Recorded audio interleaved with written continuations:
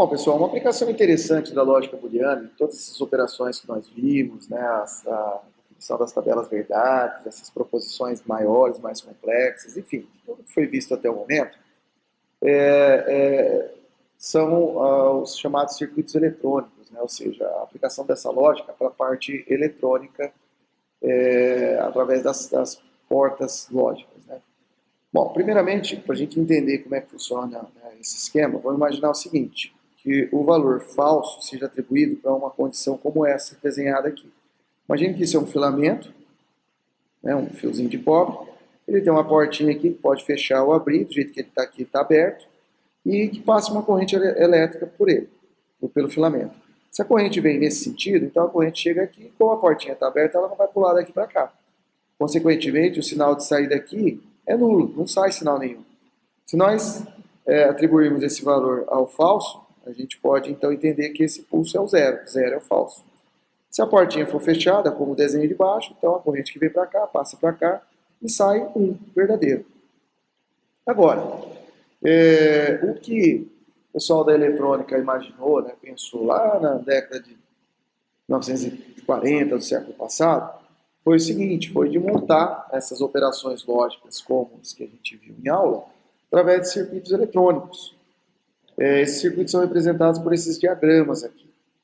Na prática são transistores, né? Então, como é que funciona? Esse desenho em verde aqui representa a porta E, ou o E lógico, né? Observe que ele tem dois filamentos aqui, ó, como se fossem dois fiozinhos chegando ao transistor e saindo um terceiro aqui. Cada fiozinho desse que chega é uma sentença, pode ser um P e um Q, por exemplo. E ele vai funcionar como E. Se tiver corrente aqui na fiozinho de cima e corrente no fiozinho de baixo, vai ter um mecanismo aqui que vai propagar a corrente, quer dizer, corrente verdadeiro, verdadeiro, verdadeiro. É o E lógico. Se pelo menos uma desses filamentos não passar corrente, não sai. Então, se tiver pelo menos um falso, é falso. Sai zero, ou seja, não sai corrente. Então, isso corresponde ao E lógico. A porta O, que é esse outro diagrama azul aqui, que parece uma espécie de uma meia-lua, mesma ideia. Você tem dois filamentos, correspondentes, cada um deles a uma sentença, né? P e Q. Se pelo menos um deles chegar à corrente, a corrente passa.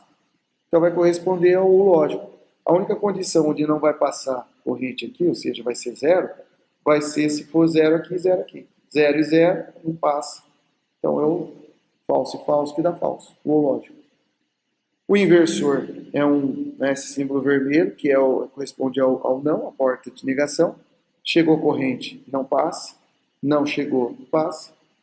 Então ele inverte. E por último aqui é o short, que é o chamado ou exclusivo, né? Exclusive OR. Por isso que é esse X aqui, né? De exclusivo.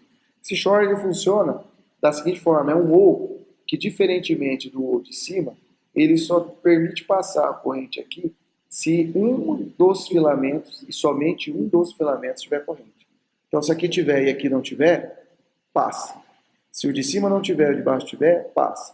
Agora, se ambos os filamentos chegarem à corrente, ou se nenhum dos dois chegarem, então não passa.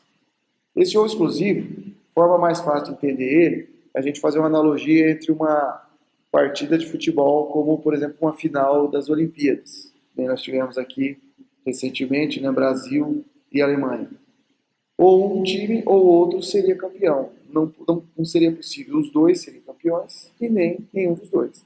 Então é o ou que o verdadeiro de um exclui o falso, o verdadeiro de outro e vice-versa. Por isso é que é só, né, verdadeiro e falso que dá verdadeiro ou falso e verdadeiro que dá verdadeiro.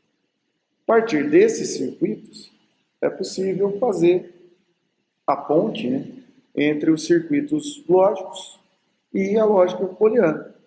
Por exemplo, eu posso pegar uma sentença, imagine que eu tenha, vou pegar aqui como exemplo, não P e Q. Posso representar eletronicamente, né, através de circuitos, essa proposição lógica da seguinte forma. Ó, eu tenho uma porta E aqui, então eu vou precisar, né, filamento aqui e a portinha E. Parece um semicírculo. Aqui é o meu P, esse é o filamento do Q, E aqui sai, então, pela porta E, né, P e Q. Só que, ó, eu tenho um P negado. Então, eu preciso colocar um inversor. Então, antes de entrar na porta E, eu venho aqui e coloco um inversor de negação. Pronto. O que sai aqui vai ser o quê? O não P, porque eu tenho um inversor no P, P, Q. Entendeu? Posso ter expressões mais complexas. Poderia ter algo como não P ou não Q e, sei lá, não Z. Com 3 proposições, 3 sentenças. Bom, da mesma forma que nós utilizamos uma ordem, né, para executar as operações, na parte lógica, na parte matemática, aqui nos circuitos vale a mesma ordem. Primeiramente, eu tenho que resolver o que está aqui dentro do parênteses. Como é que eu resolvo isso? Uma operação OU, né? Então, eu tenho aqui uma perninha, filamento, porta OU parece uma meia-lua. Pronto. Só que, ó, o P não está negado, beleza. Mas o Q está negado. Então, se essa é a entrada do Q, também preciso colocar um inversorzinho aqui. Para poder negar o Q. O desenho está meio feio, mas dá para entender. Né? Ó, depois do inversor, fica não Q. O que passa para esse lado? P ou não Q. Só que fora do parênteses tem uma negação também. Então eu preciso colocar um inversor depois da porta 1.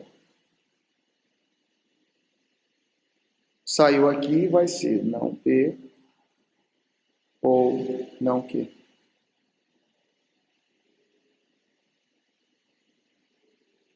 Agora, isso também está conectado com o Z. Se eu pegar o Z aqui, ó, eu preciso negá-lo, né? Porque é não Z.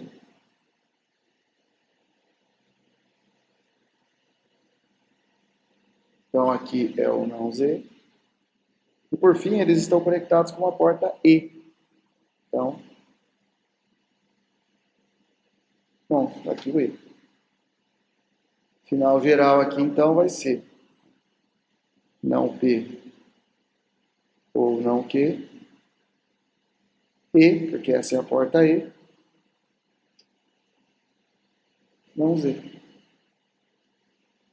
Tá aí a construção da proposição inteira, mais completa. Tudo bem? E por aí vai. Os condicionais eu falo um pouco mais adiante, através da negação do short e da implicação. Tudo bem?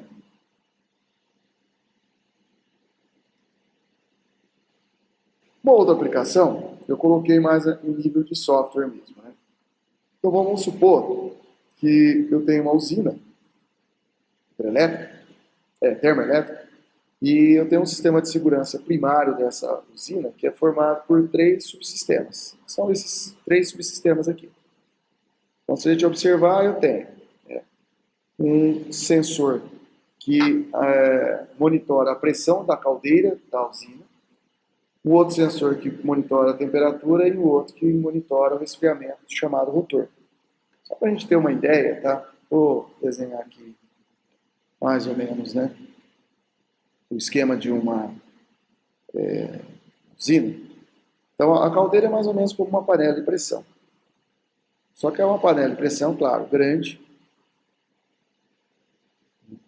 Lá dentro vai ter água. Essa panela de pressão tem uma fonte de calor aqui que vai aquecer a água. Só que ao invés, diferentemente de uma panela de pressão que o vapor escapa para o ambiente, aqui o vapor é canalizado em alta pressão para mover uma turbina, algo como um catavento. O vapor passa aqui em alta velocidade, move esse catavento grande, né? Esse catavento está conectado a um eletroímã, que vai ter uma diferença de potencial e vai gerar, então, corrente. Esse eixo vai girar, né, vai ter o polo negativo aqui, o polo positivo aqui, vai estar se invertendo com os polos do outro eletroímã, e essa inversão vai gerar corrente elétrica, diferença potencial. Bom, beleza. Sistemas críticos, a pressão dessa caldeira para que ela não tenha uma explosão, uma ruptura. Temperatura para que ela não entre em fusão do material. E o resfriamento do rotor, esse eixo, ele roda em altíssima velocidade. Claro que isso causa calor e poderia dar problemas de resfriamento. Bom, qual é a condição aqui? Se a pressão da caldeira estiver abaixo de um valor crítico, então o sensor vai encaminhar um sinal zero, ou seja, está tudo tranquilo. Se estiver acima, valor 1. Ou seja, vai acusar uma falha e um problema. Já na temperatura da caldeira, a mesma coisa. Se estiver abaixo de 150 graus, tudo bem. Opa, está normal, 0. Se estiver acima, 1. Então ele acusa uma falha. E se o sistema de resfriamento do rotor, do eixo de rotação, estiver funcionando, é 0. Se estiver com problema, é 1. Aí, o problema que está dizendo é o seguinte, que foi montada uma rede lógica para analisar o sistema e bloquear o funcionamento da caldeira se esta rede lógica aqui assumir o valor 1. A ou B e C. Em quais condições, né, o sistema seria bloqueado? Vamos analisar. Montei a tabela verdade dessa expressão A ou B ou C. Então eu coloquei aqui o A, B e C, né, são sensores. Como são 3 sentenças, eu tenho 8 linhas.